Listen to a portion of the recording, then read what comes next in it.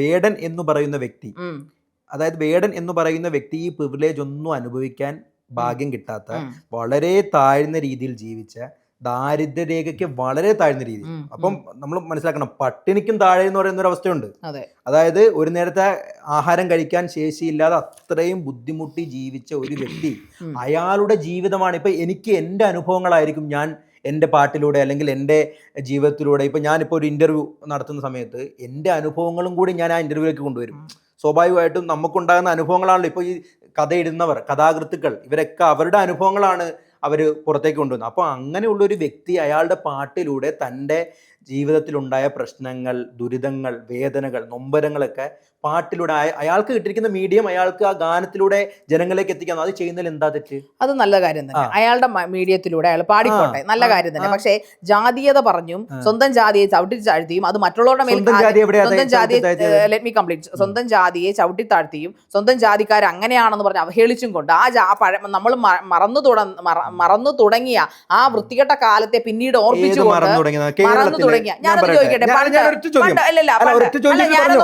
ഞാനൊന്ന് പറയട്ടെ, ഈ പറയുന്ന പോലെ അന്ന് വൈക്കം സത്യാഗ്രഹം നടത്തുന്നു, ഈ പറയുന്ന ബ്രാഹ്മണനല്ലാതെ ആൾക്കാർക്ക് അന്ന് വഴി നടക്കാൻ പോലും പറ്റാത്ത കാലത്തിൽ നിന്നും മാറി, സ്ത്രീകൾക്ക് മാറുമറയ്ക്കാനുള്ള കാര്യം, അയ്യങ്കാളിയുടെ കാലം, ഇതിലുള്ള സമരങ്ങളെല്ലാം നടത്തി നമ്മൾ മാറി ആ കാലഘട്ടത്തിലേക്ക് പോകാൻ നമ്മൾ ആഗ്രഹിക്കുന്നില്ല. ആ കാലഘട്ടത്തെ കുറിച്ചാണ് ആ കാലത്ത് മാറിയെന്ന് നിങ്ങളോട് ആര് പറഞ്ഞു? ഞാൻ പറയട്ടെ, ഞാൻ താങ്കൾ സംസാരിക്കുമ്പോൾ മിണ്ടാതെ അറിയാതെ നിങ്ങൾ ഈ പറയുന്ന കേൾക്കുമ്പോൾ ഇടപെട്ട് പോകും. ഞാനപ്പോ സ്വാഭാവികമായിട്ട് എനിക്ക് ഇടപെടാൻ തോന്നുന്നില്ല, ഞാൻ ഇടപെടുന്നില്ലല്ലോ.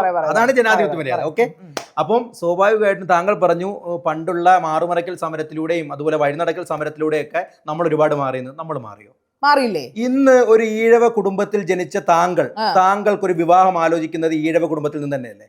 അത് അവർ നായർ കുടുംബത്തിൽ നിന്നും നമുക്ക് പ്രശ്നമില്ല. നായർ കുടുംബത്തിൽ നിന്നും താങ്കൾക്ക് ഒരു ആലോചന പ്രശ്നമില്ല. ക്രിസ്ത്യൻ സമുദായത്തിൽ യാക്കോബായ എന്റെ ഫാമിലിയില് എന്റെ ആങ്ങളെ കല്യാണം കഴിച്ചിരിക്കുന്ന ഒരു ക്രിസ്ത്യാനിയാണ്. അത് ഇന്റർകാസ്റ്റ് മാരേജ് എന്ന് പറയുന്നത്, പ്രണയ വിവാഹം എന്ന് പറയും. ഞാൻ പറയുന്നത് അറേഞ്ച്ഡ് മാരേജിൽ ഈഴവ കുടുംബത്തിൽ ജനിച്ച ആൾക്ക് ഇന്നും ഈഴവ കുടുംബത്തിൽ നിന്നേ പുരുഷനെ കിട്ടൂ. ഇന്നും മുസ്ലിം സമുദായത്തിൽ സുന്നി വിഭാഗത്തിൽ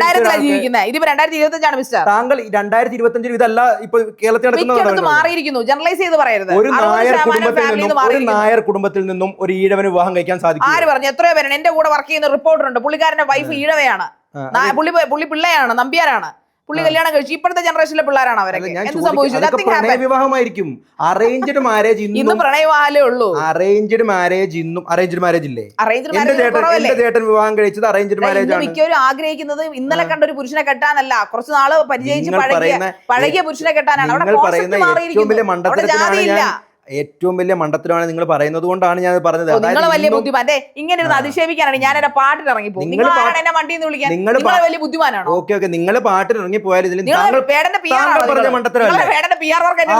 താങ്കൾ പറഞ്ഞ മണ്ടത്തരമല്ല. എന്താണ് മണ്ടത്തരം? അതായത് ഇപ്പം കേരളത്തില് പണ്ടത്തെ പോലെ എല്ലാ നിലവിൽ വളരെ താഴ്ന്ന രീതിയിൽ ജീവിക്കുന്നവർക്കൊക്കെ വലിയ പ്രിവിലേജ് കിട്ടുന്നുണ്ട്.